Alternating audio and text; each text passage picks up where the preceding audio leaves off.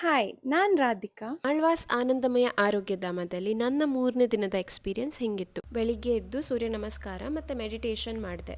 Fresh up ಆಗಿ ರೂಮ್ಗೆ ಬಪ್ಪು ತನಕ ಹೈಬಿಸ್ಕಸ್ ಟೀ ಬಂದಿತ್ತು. ತುಂಬಾನೇ ರಿಫ್ರೆಶಿಂಗ್ ಅನಿಸ್ತು. ತಿಂಡಿಗೆ ರಾಗಿ ಇಡ್ಲಿ ಇತ್ತು, ಟೇಸ್ಟಿ ಜೊತೆ ಹೆಲ್ದಿ ಕೂಡ. ಇವತ್ತು ನಾ ಇಲ್ಲಿಪ್ಪು ಲಾಸ್ಟ್ ದಿನ ಆಗಿದ್ರಿಂದ ಹೆಚ್ಚಂತ ಥೆರಪೀಸ್ ಇಲ್ಲಿ ಆಗಿತ್ತು. ಫಸ್ಟ್ ಒಂದು ಫೇಸ್ ಪ್ಯಾಕ್ ಇತ್ತು, ಅದಾದ್ಮೇಲೆ ಫುಟ್ ಮಸಾಜ್ ಇತ್ತು, ಅದ್ರ ನಂತರ ಒಂದು ಇಮರ್ಷನ್ ಬಾತ್. ಇದೆಲ್ಲ ಕೂಡ ಫುಲ್ ರಿಲ್ಯಾಕ್ಸಿಂಗ್ ಆಗೇ ಇತ್ತು. ಅದನ್ನ ಮುಗಿಸಿ ಊಟ ಮಾಡಿದೆ. ಮಧ್ಯಾಹ್ನ ಒಂದು ಜ್ಯೂಸ್ ನ ಕೊಟ್ಟಿದ್ದೆ, ಅದನ್ನ ಕುಡ್ದೆ. ತುಂಬಾ ಟೈಮ್ ಇದ್ದದ್ರಿಂದ ಅಲ್ಲಿಪ್ಪು ಶೋಭವನದಲ್ಲಿ ಸ್ವಲ್ಪ ತಿರಿಕ ಬಪ್ಪ ಅಂದ್ಕಂಡೆ. ಇಲ್ಲಿ ಎಲ್ಲಾ ತರ ಮೆಡಿಸಿನಲ್ ಪ್ಲಾಂಟ್ಸ್ ನ ಬೆಳೆಸಿದ್ದ. ವಾಕಿಂಗ್ ಮಾಡಲು ಕೂಡ ತುಂಬಾನೇ ಚಲೋ ಆಗ್ತು ಅಂಡ್ ಸಿಕ್ಕಾಪಟ್ಟೆ ದೊಡ್ಡ ಏರಿಯಾದಲ್ಲಿ ಸ್ಪ್ರೆಡ್ ಆಗಿದ್ದು. ಹಾಗೆ ಇಲ್ಲಿ ಪ್ರೈಸ್ ಮತ್ತೆ ಸ್ಟೇ ವಿಚಾರಕ್ಕೆ ಬಂದ್ರೆ ತುಂಬಾನೇ ಅಫೋರ್ಡೆಬಲ್ ಆಗಿದ್ದು. ಥೆರಪೀಸ್ ಎಲ್ಲ ತುಂಬಾ ಮಿನಿಮಲ್ ಪ್ರೈಸಸ್ ಅಲ್ಲಿ ಇದ್ದು. ಮಸಾಜಸ್ ಎಲ್ಲ 700 ಹಿಂಗೆ ಶುರುವಾಗ್ತು. ಒಂದೊಂದು ಮಸಾಜ್ ಒಂದೊಂದ್ ತರ ಪ್ರೈಸಸ್ ಇದ್ದು. ಮುಖಕಾಂತಿ ಇದೆಲ್ಲ 2500 ವರೆಗೆ ಕೂಡ ಹೋಗ್ತು. ಫುಡ್ ಮತ್ತೆ ಡಯಟ್ ಬಾಡಿ ಟೈಪ್ ಮೇಲೆ ಡಿಫರ್ ಆಗ್ತು. ಇನ್ನು ಸ್ಟೇ ವಿಚಾರಕ್ಕೆ ಬಂದ್ರೆ 8 AC ಕಾಟೇಜಸ್ ಇದ್ದು, ಎಲ್ಲಾನು ಡಿಫ್ರೆಂಟ್ ಆರ್ಕಿಟೆಕ್ಚರ್ ಅಲ್ಲಿ ಇದ್ದು. ಇಷ್ಟು ದೊಡ್ಡ ಕಾಟೇಜ್ ಕೂಡ ತುಂಬಾನೇ ಅಫೋರ್ಡೆಬಲ್ ರೇಂಜ್ ಗೆ ಸಿಕ್ತು. Per day